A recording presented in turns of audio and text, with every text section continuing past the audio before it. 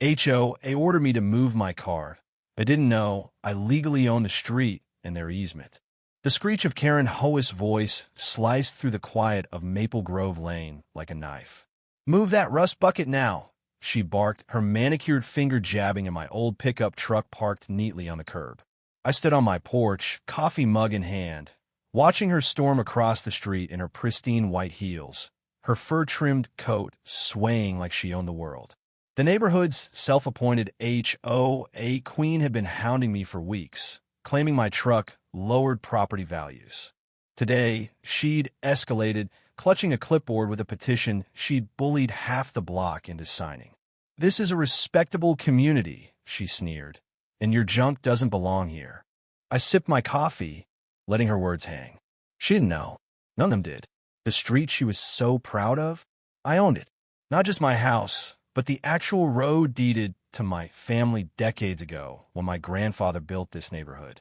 The HOA's easement to use it, that was mine to grant or revoke. Karen's reign of terror was about to hit a brick wall. Her campaign against me started innocently enough. A note on my windshield, "Please park in your driveway." Then came the passive-aggressive HOA letters, each one sharper, demanding I comply with community standards. Karen, with her gated community ego and penchant for control, had made it personal.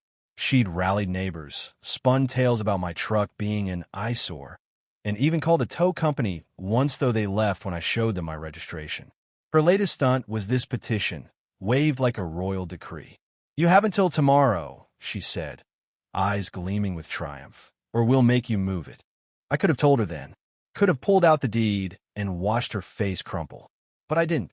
I wanted her to dig her own grave. The next morning, Karen escalated. I woke to the sound of screeching tires and shattering glass. My truck parked legally on my street was a mess. Tires slashed, windows cracked, and moves scrawled in red spray painted across the hood. Karen stood a few yards away, crowbar in hand, her smug grin daring me to react. Neighbors gawked from their lawns, phones out recording. I felt my blood boil, but I kept my cool. "You're going to regret this," I said quietly, pulling out my phone to call the sheriff. Karen laughed. "Go ahead. I'm protecting our neighborhood." What she didn't expect was Mrs. Delgado, the quiet widow next door, stepping forward. Mrs. Delgado, who'd lived here longer than anyone, had seen it all. "Karen," she said, her voice trembling but firm, "you're wrong about him. That street? It's his. Always has been." The crowd murmured. Karen's face twitched, her confidence cracking. "That's nonsense," she snapped, but her voice wavered. Mrs. Delgado held up an old photo of my grandfather laying the first pavement, her eyes fierce. "Check the records before you wreck someone's life." The sheriff arrived, and I handed over the deed, a yellow document my grandfather had left me. It detailed my family's ownership of Maple Grove Lane and the HOA's limited easement rights, which I could revoke for misuse. The sheriff's deputy raised an eyebrow as he read it, then turned to Karen. "Ma'am, you vandalized private property on a privately owned street. That's a felony."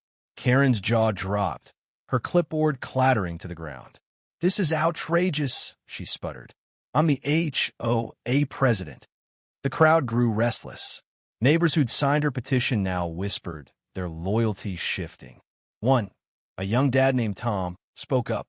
"She told us you were squatting, that the truck was abandoned. We didn't know." Karen's eyes darted, searching for an ally, but none came. Her lies were unraveling.